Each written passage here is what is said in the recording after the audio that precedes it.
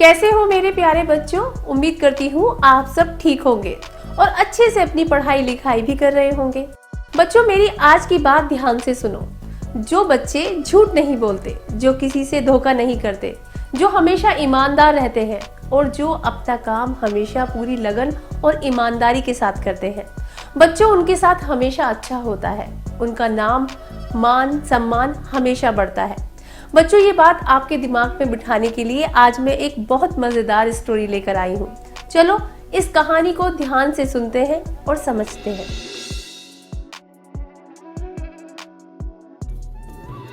बच्चों बहुत पुरानी बात है। एक गांव में धीरज नाम का एक गरीब किसान रहता था। वो बहुत ईमानदार और मेहनती था। वो दिन भर अपने छोटे से खेत में काम करता और बहुत ही खुश रहता था। पूरे गांव में धीरज की ईमानदारी की चर्चा होती थी। धीरज का एक दोस्त रमेश था, जो उस गांव के राजा के यहाँ सिपाही का काम करता था। वो धीरज से उसके घर रोज मिलने भी आता था। एक बार राजा ने अपने दरबार में एक ऐलान किया कि उसे बगीचे में काम करने वाला एक अच्छा सा कारीगर चाहिए, जो उसके बगीचे के पेड़ पौधे और फूलों का ध्यान रखे।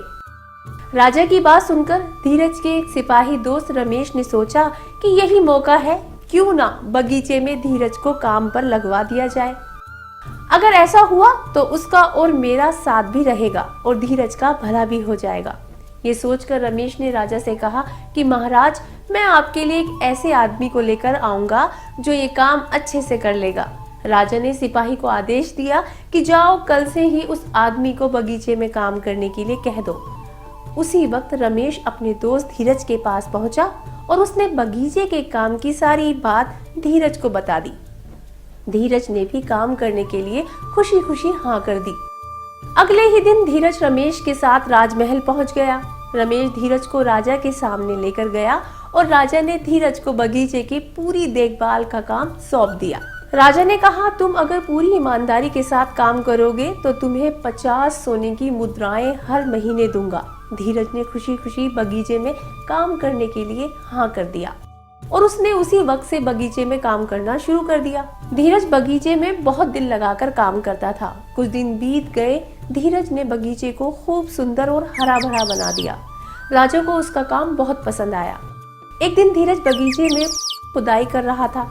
तभी उसने जमीन के नीचे कुछ महसूस किया। उसने खुदाई की तो देखा वहां नीचे एक बड़ा सा संदूक दबा हुआ था। धीरज ने वो संदूक बाहर निकाला और खोला। संदूक में सोने और चांदी के सिक्के भरे हुए थे।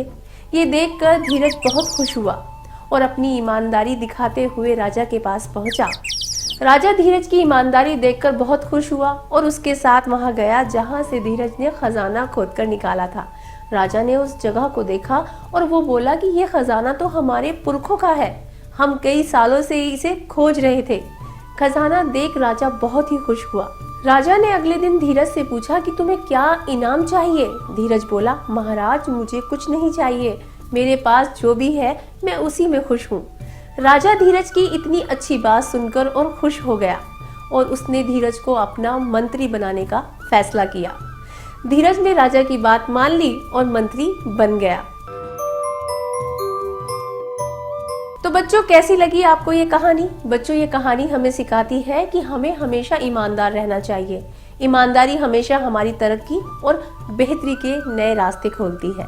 इसलिए आप भी कभी झूठ ना बोलना, किसी को धोखा ना देना और अपना काम हमेशा पूरी ईमानदारी के साथ करना। तो बच्चों अब मैं चलती हूँ, अगली बार फिर आऊंगी एक और मजेदार कहानी लेकर। नमस्कार।